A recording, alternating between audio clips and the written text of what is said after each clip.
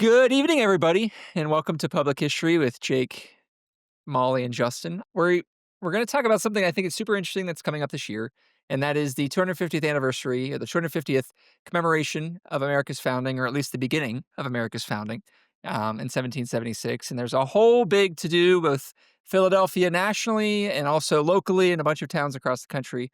And we wanted to kind of get our thoughts down before the year began and talk about things we want to see, places we want to visit, or stories we kind of wanted to highlight as something we want to hear or something we want to talk about in the coming year or two or three. But before we get into that, Jake, Molly, how we doing? I'm doing great tonight. I'm happy to be with you 2 boys. I had a very long day, but now I'm feeling great. I'm ready to settle in with my tea and talk. I was gonna say, so the tea is an interesting. We knew we were recording America 250 stuff here, so she decides to bring London Fog to drink while recording the episode. So I didn't think of that. I don't know what that tells you. I don't know though if you're a Tory or what, but here we are. Oh, Um, yeah, interesting kind of choice. But Jake, what are you looking for in America 250? What's the kind of hot button issues that you're looking forward to? Ooh, there's a lot. I will say that you know, I have not spent a lot of time with 18th century history. So I am excited about diving into that as we celebrate 250th, commemorate 250th, whatever we're doing for 250th. I have watched 3 episodes of Ken Burns' American Revolution, and it's been really great. I've been enjoying it, and I have found that I don't know anything about the American Revolution. I think a lot of people are finding that I out. was gonna say, I feel like you're not far behind with a lot of folk, and I say this because, and I think we've talked about this, Jake, Molly. I don't know if you agree with this. Americans love one big thing and not a bunch of little things to celebrate, right? So instead of us celebrating all the little things that made the American Revolution what it was, I have a feeling, are going to celebrate July 4th, 1776, so July 4th, 2026, and then we're going to be like, well, we won the war. Don't worry about that it took 5 years. Don't worry about anything else that happened. Declaration of Independence, we won the war, and that's gonna be it. And I think the thing I'm looking forward to, or the thing I hope happens, is we realize 2 things about the American Revolution.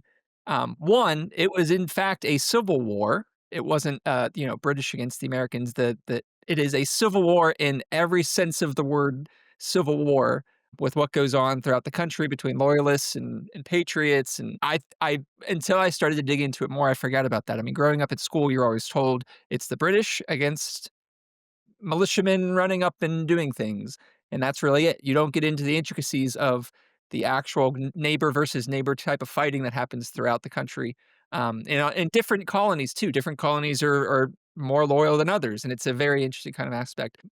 And number two, that I hope is equated, but is not going to happen because we don't like this, is I hope we understand that it is a global war, that it's not just a war that is fought in Boston and not just a war that is fought in Virginia, but a war that is fought, in fact, throughout the world in a bunch of different places in a bunch of different areas, that the American Revolution becomes one small part of it. I'm gonna tell you something that I would like to learn about with 250 coming up. We just celebrated the 260th anniversary of Repudiation Day in Frederick, in the city of Frederick. Yes, yesterday we did it.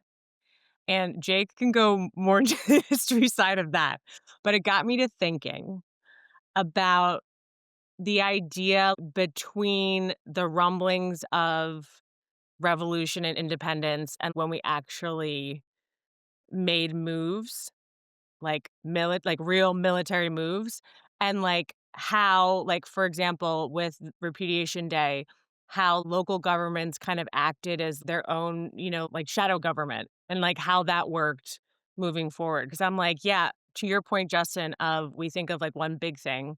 We're like, we got mad at tea and then we did something about it. But there's all of this gray area in between that I wanna dig into. I wanna know Hmm. about the revolutionaries on the ground, like the lawyers and all of the people working behind the scenes and how that kind of relates to where we are today. Shadow I like government. that. I Oh, Yeah, like and that. I think that's one thing that I forget too is it's kinda hard to control a government when it takes 6 months for sorry, not 6 months, 3 months for something to get from one side to the other. So, you think about the Stamp Act, you think about, all of those different things. It wasn't like overnight London knew about what the unrest and everything was going on in the United States. Sorry, the colonies at that time. I'm gonna try to be accurate. So yeah, it's funny to me what you said about how these local governments were not just the local government, the government that had to exert control over the area because it's not like they could get on the phone with London or, send London an email and be like, "Hey, this is what's happening over here. Can you help us?" They're going to have like a 2-month delay before they get any sort of response back from London. So you're right, Molly. Like it's super interesting because it's hard for us to think about that in an era of internet and an era of instant message. Like that's one thing about the revolution that I think is hard to wrap our head around is that it wasn't overnight that this happened. It spread kind of like a bubbled out from one sort of location in Boston, and then that hit and kind of bubbled out from somewhere else too. So, Jake, I'm sorry to interrupt you. You were about to say something.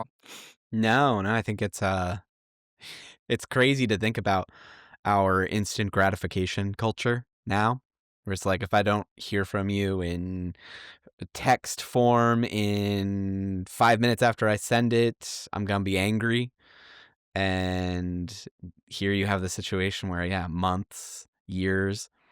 I think the one of the areas that the Ken Burns series brings out, but other things I've been reading as we head into the 250th as well, is how long it takes. We think of the Revolutionary era as being this thing that's happening, and there's the protests of the Stamp Act, the Boston Massacre, the Boston Tea Party, all of these events leading up. And it's a decade. It's a decade. And it's just wild that, we 250 years later, we really condense and squeeze that down to just a few of these big moments. And getting back to what you both have said, it's really about getting into it's something I'm looking forward to and have been enjoying as well as I've been learning more about this time period is about the perspectives of people during that time and how things change and shift and how you go from everyone being pretty loyal subjects that don't want to rebel against the crown in 1765 other than this very one specific issue around taxation and the Stamp Act. A decade later, we're declaring war, and that path to that is long and arduous and is not just these key points that we always hit on in history class. It's all of these other events and events all around the world that are influencing that.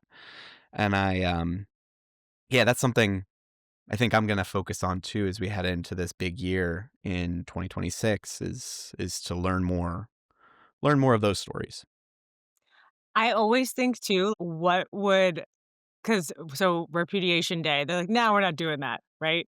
And, like, it's just and I always wonder of, like, what I would've thought back then, like, had I been living back then, would I be like, because 'cause I'm a rule follower, even though I'm quite sassy. So, I feel like I'd be like, "Guys, no, no, no, we gotta listen." You know what I'm saying? But then I also have a streak where I'm like, "Nah, this is not right. Well, you This bring is up the pretty." you bring up a good point of that for a vast majority of colonists they didn't really care one way or the other, right? Like, yes, you had your hardcore patriots, you had your hardcore loyalists, but a tremendous part of the population was how you were, Molly, of I don't know, I have a good life. I don't mind paying stuff for the king. I don't think it's right that London's doing this, but I'm not going to take up arms and fight against them. Like this is the government that protected us against the French and Indian War that we just fought literally less than a decade ago.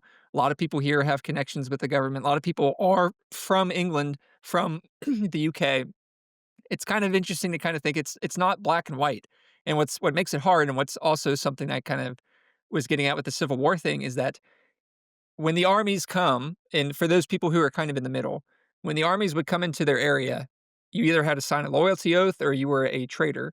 or you had to sign a, loyalty oath with the Patriots, or you were a Tory and also a traitor, right? And, like, there was no winning when these armies would come in, and it would flip back and forth, back and forth, back and forth. And the second that you say, "Hey, I support the loyalists," and the British Army leaves and the Continentals come in, all of your neighbors who said, "Hey," that person, either if it's real or against you, have some sort of qualm against you.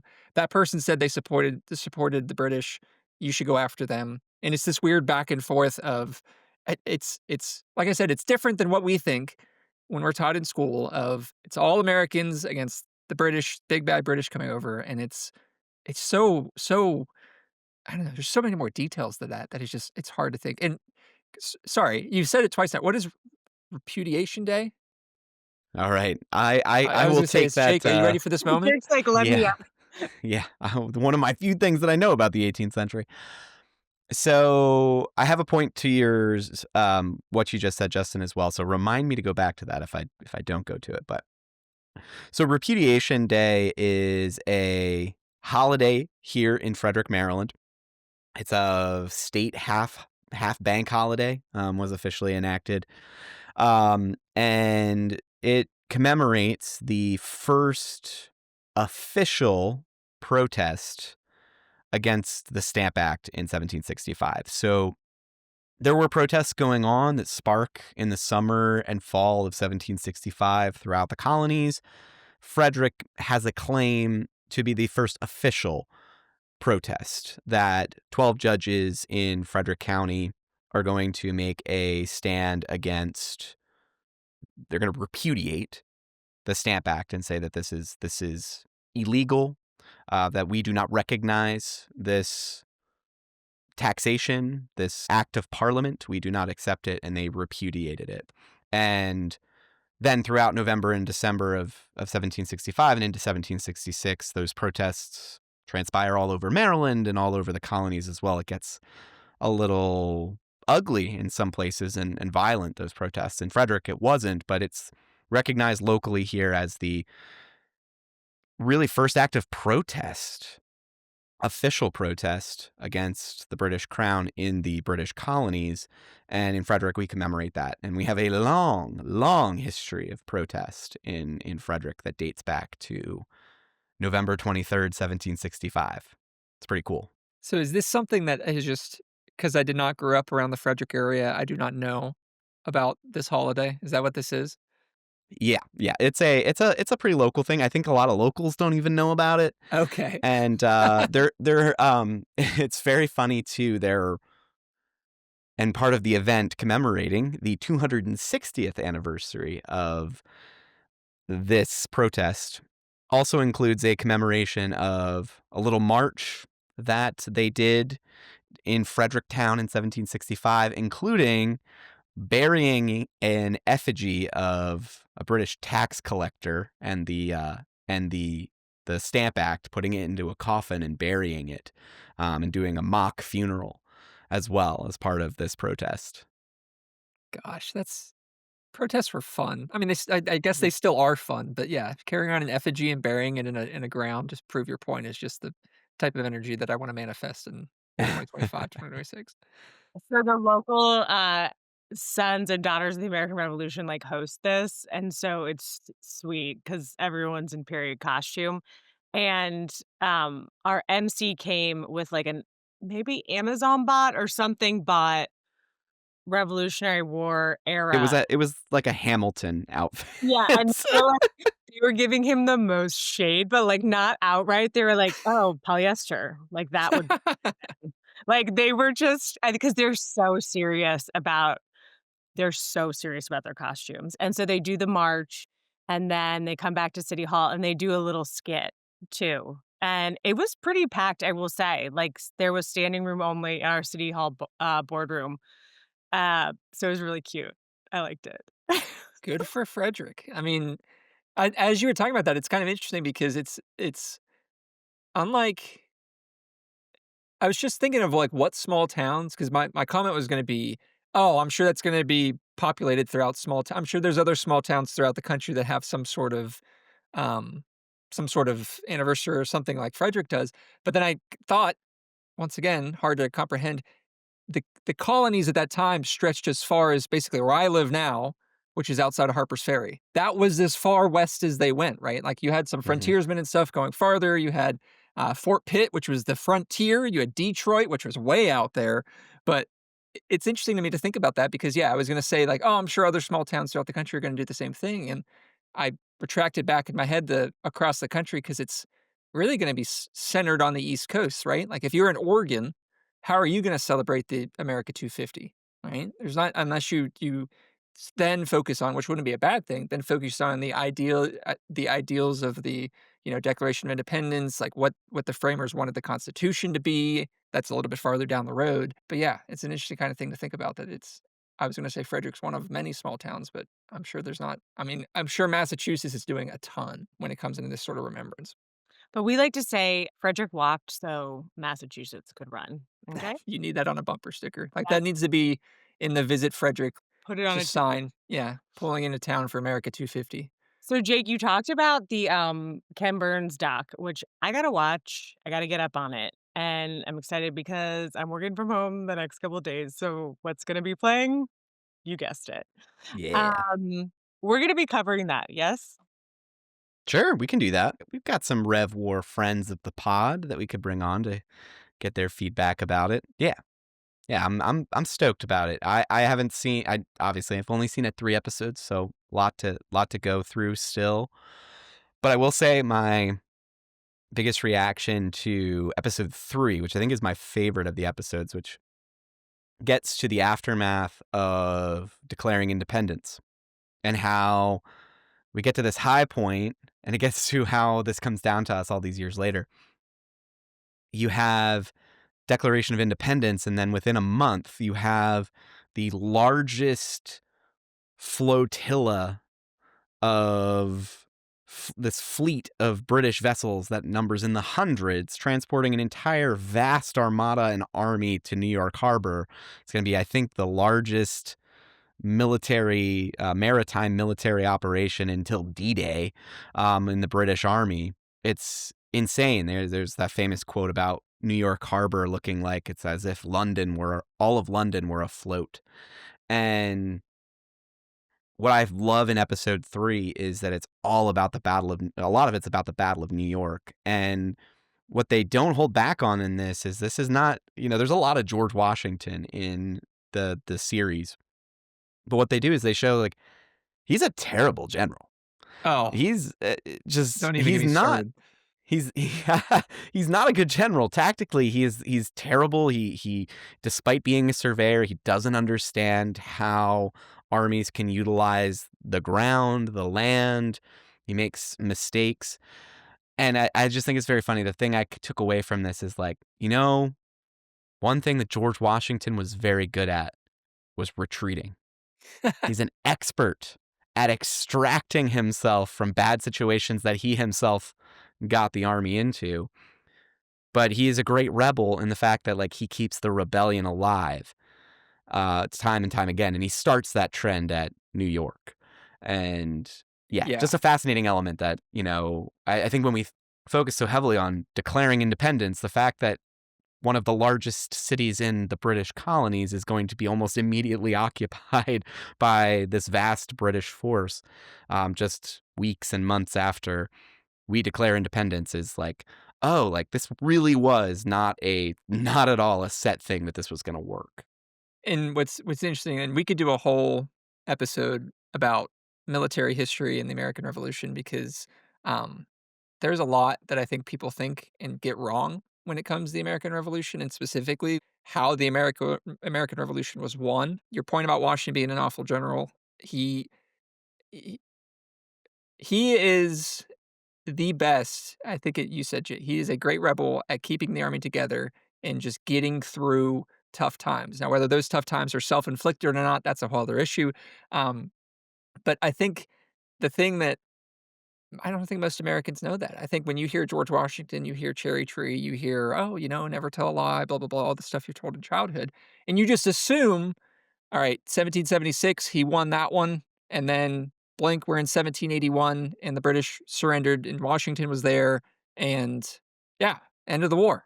And it's like there's a whole lot of host in between. I think the thing that's interesting is that, um, on top of that, is that while Washington is not everywhere, there are other people who go out and win very important victories that I think sometimes don't really get the recognition or don't really get the viewpoint, and I don't think the average American would know who Horatio Mhm. Gates is for Saratoga, or who Daniel Morgan is for Cowpens, or who even Nathaniel Greene, who's going to be one of the most vital people that Washington has. All of those heroes of the Revolution that were probably pretty prominent in the minds of Americans even probably 100 years ago, 150 years ago. Um, Due to events and due to us focusing on hyper localized and hyper singularity events, are kind of overshadowed by guys from World War II now, right? So like there's a whole host of casts that I think it's interesting because for most part, history kind of forgot him. I mean, like Benedict Arnold. Benedict Arnold's the best field commander that the Americans have, and everyone just knows he's the traitor, right? Like that's all he does. Also, he also has the best monument of any monument in the Revolutionary War. It's a monument to his leg at Saratoga, that was put up after the war and does not mention him by name because they didn't want to mention him by name because he was a traitor. So interesting. But when I'm not going to do a podcast on why I think Benedict Arnold was wronged. I think Benedict Arnold was wronged, but as I go, I'm just going to out of there. But Jake, I think landing the plane on multiple issues, I can kind of get passionate about this, is one thing that I did not know, and once again, we can kind of go over this as we go more into detail, is that British force. Tell me if you've heard this before in American history.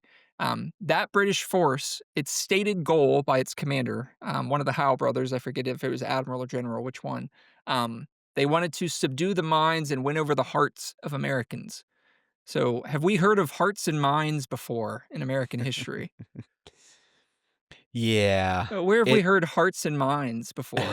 I think on the flip side of the coin, Ah, I see what you did there. Very good. yeah, it was terrible. I'm deleting that. So this actually gets back to the other point I was going to make when we got to talking about Repudiation Day.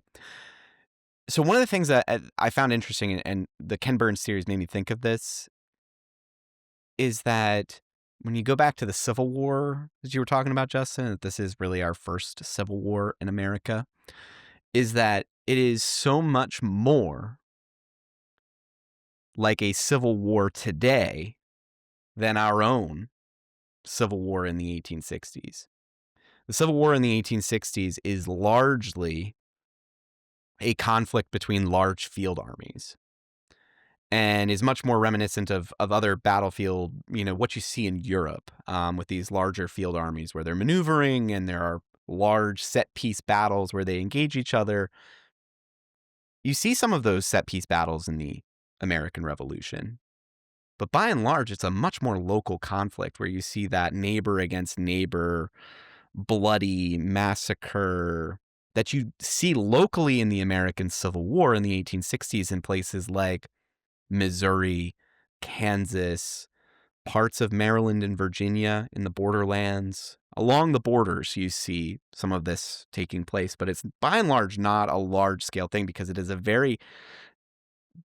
not, I don't want to say definite, but it has real battle lines. There are real sections that are taking on each other. It's almost like two states that are fighting. Whereas in the American Revolution, it reminds me a lot of, take a conflict like what happened in Syria. You have all these different factions fighting each other, and there is no front line. The front lines are amorphous, and there are multiple front lines as different factions are fighting against each other. And that's common in civil wars in the 21st century and in civil conflicts. And I think that looking back to the American Revolution, I'm seeing it through the lens of what we've learned about civil wars in the 2020s and the 20 teens, that the American Revolution is much more like that than it is like our Civil War in the 1860s.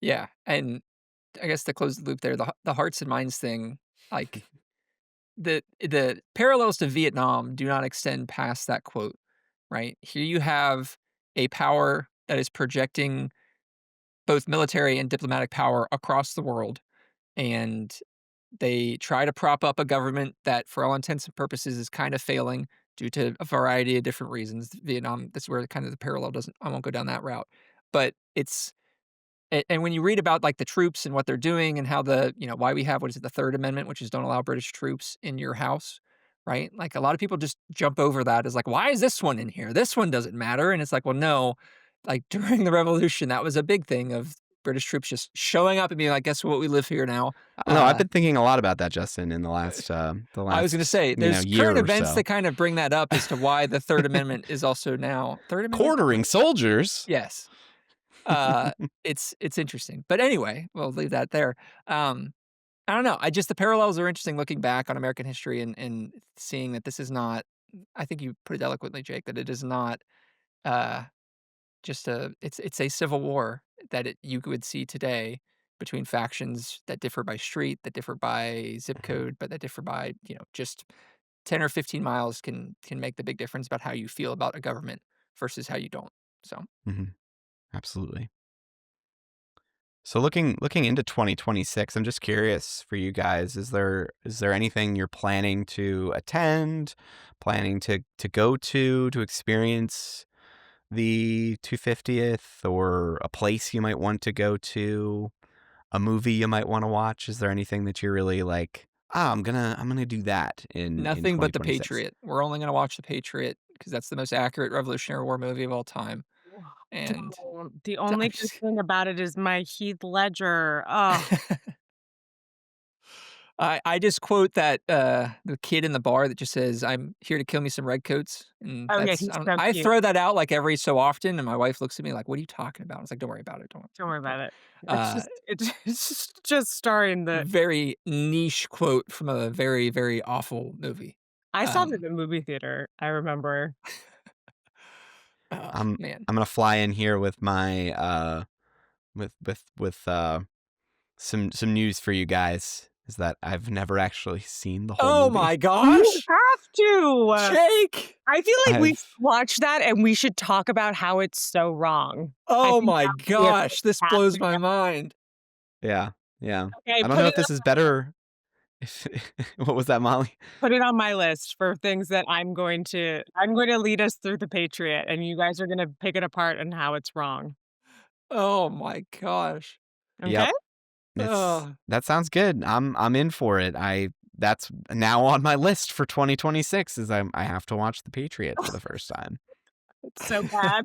It's so bad, but it does star Heath Ledger, who I love so much. It's so bad it's good. It's one of those movies that's so bad it's good. But Exactly. anyway. We're gonna do a MST3K, like, Yes. rewatch of The Patriot, okay? That's gonna Oh, be my man. 2026 vision board. I'm so excited for You that. guys, I'm gonna go to a lot of Frederick things. I'm still tripping over why, you guys are saying George Washington is a horrible general Oh, because we can get into that. we'll That get I is think I need to learn more about that. I do have a question, though, about that because you said he was good at, like, rallying the troops and keeping it together. So he was just a really good leader. That was, like, what he was Yeah. good politician, like, he went and got money, he went and got, like, all of these things, so that's what he was good at. I would say that without him, I don't know, this is a bold claim, but without him, I don't think the revolution survives. No, In spite of him being an awful general. Okay. Without him, the revolution does not survive that because he is able to bring together different factions. And I think of him as like the Dwight D. Eisenhower of his day. Eisenhower's a little bit better as a commander, but Eisenhower was able to thread a very, very fine line with allies and different factions that did not like each other and wanted their own sort of things Mhm. to make it one coherent force. Washington does the exact same thing with a Congress that does not pay its troops, that struggles with supplies, and that also he appeals to the men to keep them in line, as in, like, keep them in the army. Mhm. One of the myths about the American Revolution is that the militiamen won it, and militiamen are awful soldiers. They're great for, like, one day, and then they're gonna leave, and you're gonna lose half your force overnight. So Washington was able to kind of overcome that and maintain a sense of camaraderie and build out the American force that is today. But there is way more detail to go in that. We could talk about specific battles and different things that he did. The invasion of New York is one interesting thing that deserves its own. I'm glad, Jake, they talked about it in the PBS documentary. Um, Mhm. it's hard to visit today because it is New York, like New York City. Brooklyn Heights is one of the most fiercest battles of the entire Revolutionary War, and there's really no place to go today. There actually, for you Marylanders, there is I think they found a group of Maryland soldiers, a mass grave of Maryland soldiers who were kind of the last guard during that whole ordeal. They were kind of thrown in as like the last men standing. They fall, they're buried in a mass grave, and I think it was discovered recently. Recently is like the last 50 years or so. Mhm. But it's interesting kind of history because New York City has completely eaten all of it, but it in itself is a fabric of what modern day New York is how that battle plays out. I think I would add, I would want to add to that, and I'll say, Justin, the historian Christopher Brown looks directly at the camera in Ken Burns' American Revolution and says essentially what you said, that you couldn't win the war without I'm George glad I'm in good Washington. company. He is the most important figure because of all of the things he did off the battlefield of holding the revolution together, holding the army together. I want to add one thing that we haven't talked about here, but I do think has some really important modern relevance to us, and that is the value of alliances. Because the Continental Army, as Justin said, militia troops, the American Minutemen were really terrible soldiers. They're not trained. They do get significantly better over the course of the war. You do see those that stay in the army for longer stretches of time that are going to be trained in places like Valley Forge, that are going to become very respectable soldiers. But we would not have won the revolution if it were not for the French. And that alliance, which ironically sets the French on the course towards their own revolution, if it weren't for the French, the Spanish, the Dutch, the money that we get, the loans we get, the support we get fighting in the conflict elsewhere in the world, because it is a global war, as Justin mentioned earlier, we would not have achieved independence. And that is a very relevant point for us today, because America alone has never worked. We've always needed to be engaged in the larger world, and we pull back and isolate ourselves at our own peril. Hmm. Yeah, and I think that that's why I was getting at. I hope this extends past 1776 because there are some very interesting kind of stories to pull. Since its founding, America has worked best with friends. Mhm. Forget that we fight the French not so long after the American Revolution. Don't ignore that part. Um, in the quasi war, but anyway, that's here. In part because of the revolution that In we part because help. yes, yes, yes. um, I do think that that's funny. It's like it's another thing that we see in conflicts today. So something that we thinking in the long term, thinking of the long-term consequences of our actions.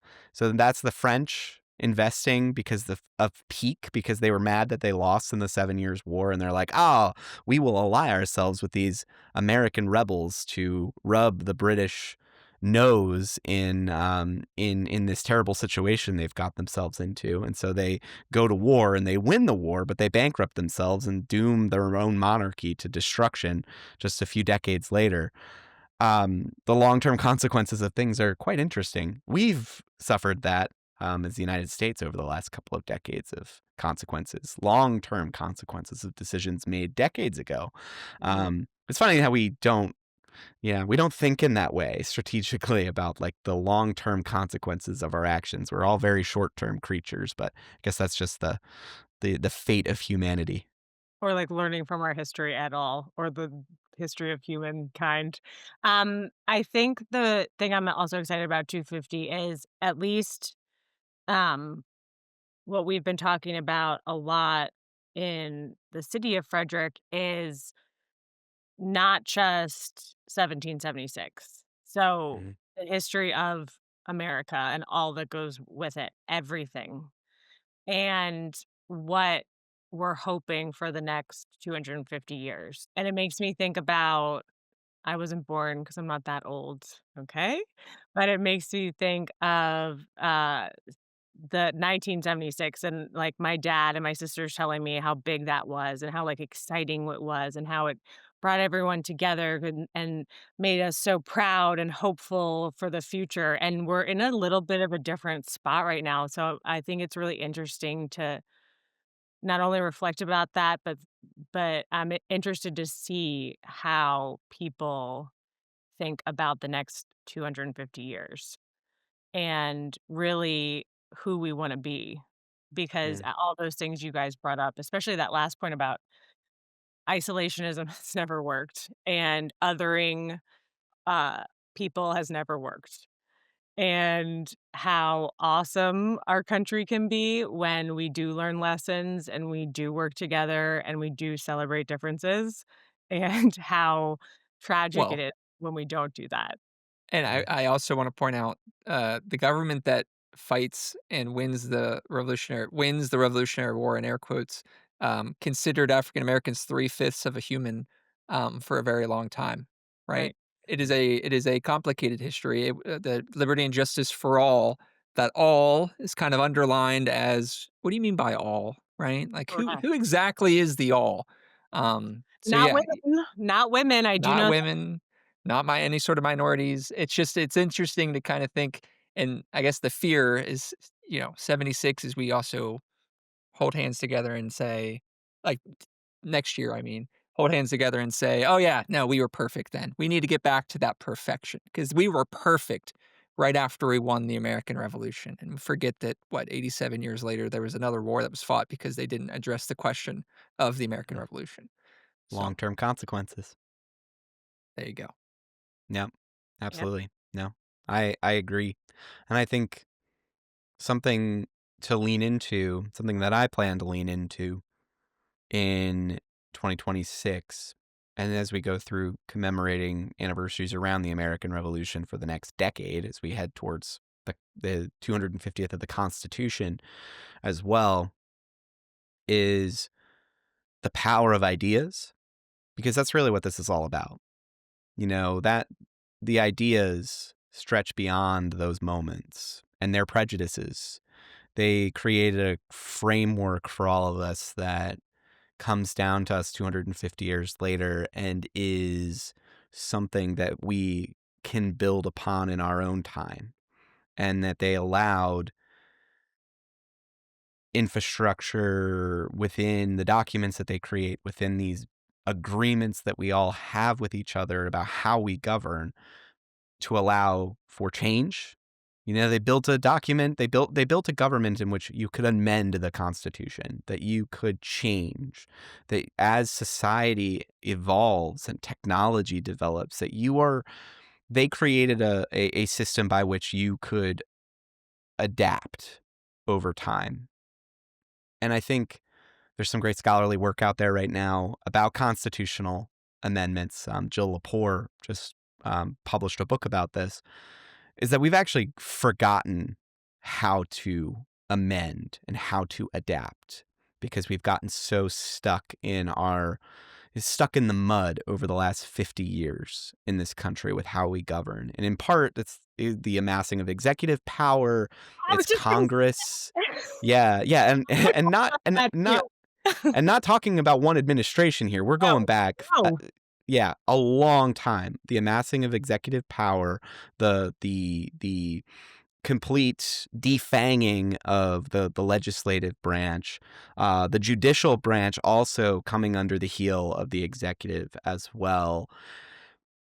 I think we need to go back to the way that the founding documents, the way that the system that they designed, and not going back to like literally, and I'm not saying going back to literally reading it as it were. I think that that's a load of crap. That idea of reading it as an originalist of the founding documents and what the founders were thinking.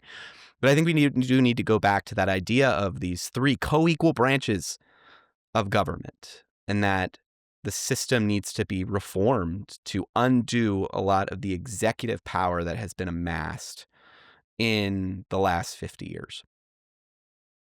The amount of headspace that takes up in my brain on a given day, I'm not kidding. I'm It's insane, and I think all the time, I'm like, "This is surely not what they intended."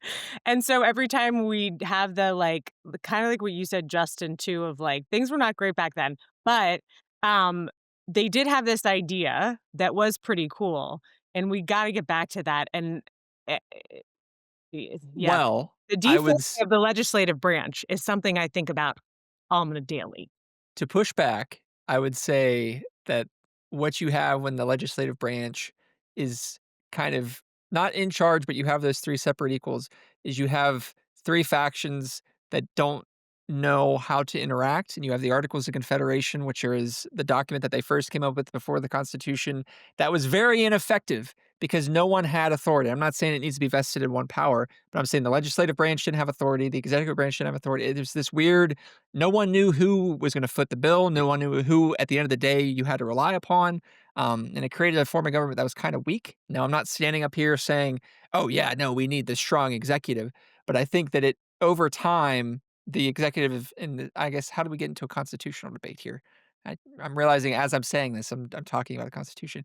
The American politics professor that I had, freshman or sophomore year of college, kind of hit that point home on me of like, at the end of the day, you don't want that person to have all the power, but you do need to have a person that is the person that makes a decision.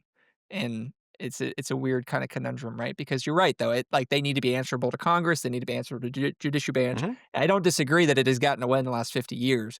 It's just interesting because the framers of the Constitution, when they first came up with an idea, they came up with a very, very equal idea that failed mhm, miserably because they weren't able to kind of set aside any sort of differences. And maybe that's what we're getting into, right? Is like even back then there was this kind of faction or sectionism of like, as soon as you have the war end, it starts to look between the North and South, whether they know it or not, slave and non-slave, right? Like those are the types of factions that kind of pop up afterwards. And I'm not fresh on my Hamilton, but I'm sure there's more things that is in that play that I'm not remembering right now.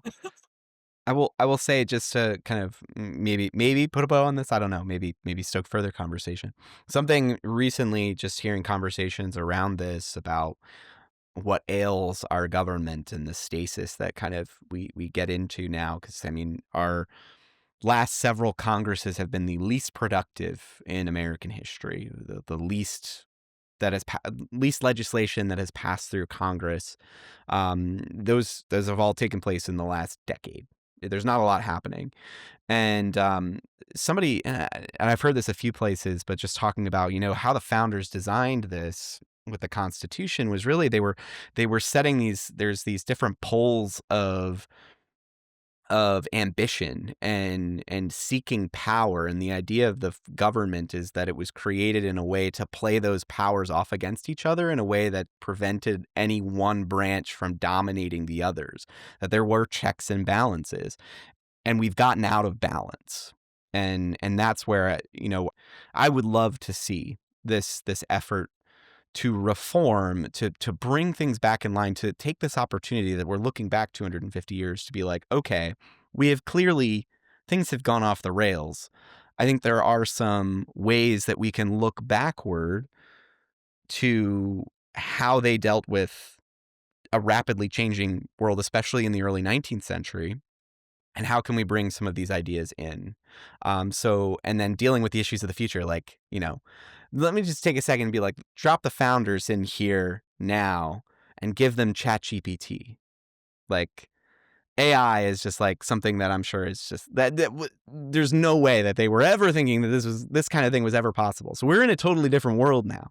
But I do think that there is a value of how they created this system of government because they built in that ability to adapt. And I think we have to look to them to be like, how can we adapt this system? I heard someone say today doing some commentary, they were like, "How do you what is this? How do you describe this? Checks and balances? What is that?" Um, Is this yeah. French? What is this? Now I have so many things. Okay, so now that we've got to talking, I have so many things. I also want to know, okay, what would the founding fathers do with ChatGPT? What would they think of cryptocurrency for real? Like, because I don't even know. I I, have I all of these things I'm going to jot down and I want to do like a thought experiment. Yeah. I'm gonna go out and on a limb here and say that it probably would pretty quickly find its way to like the sex bots that ChatGPT and 100% OpenAI are working on. curves. Yep, It's always 100%. gonna go to the sex bots. That's really what the founding fathers want. That's what they wanted. That was That's their perfect union. The more perfect union. Yes. Yes. I'm excited. I'm excited for this 250. Yep. Well, do we have any last things to say? Oh, I've got plenty to sit down. I I know was we'll gonna have more to say. talk about. This will be like a recurring thing over the next year. Well, it It's was like, funny oh, because we came how into we this like feeling? yeah, came into this saying, "Oh, it'll be a short episode," and here we are 50 minutes later like, "Oh, yeah, this is everything we wanna see." So, we're I'm not really needy at all. I'm excited to watch the Ken Burns because I did see the sneak peek of all of the episodes, and it looks dope. Yeah, it's pretty awesome. I need to finish it. Speaking of Af finishing it, after The Patriot. We did it. Oh, after the the picture. Patriot. All right, Justin, you brought us in. Justin, you take us out. Uh Thank you guys for listening. Yeah, keep checking in. This is be a recurring theme, as Jake said, throughout the year of things we've seen, things we haven't seen, things we want to see. And remember, this is year one of a 5 to 6 year and many, many more kind of anniversary of, hey, this is how this country was formed. And here we are 250 years later. It's a privilege to get to live throughout, I guess, the 250th because you get to see some pretty cool things. Um, and I'm hoping that the scholarship kind of backs it up. So I'm Justin here with Jake and Molly, and thank you guys for listening. Bye.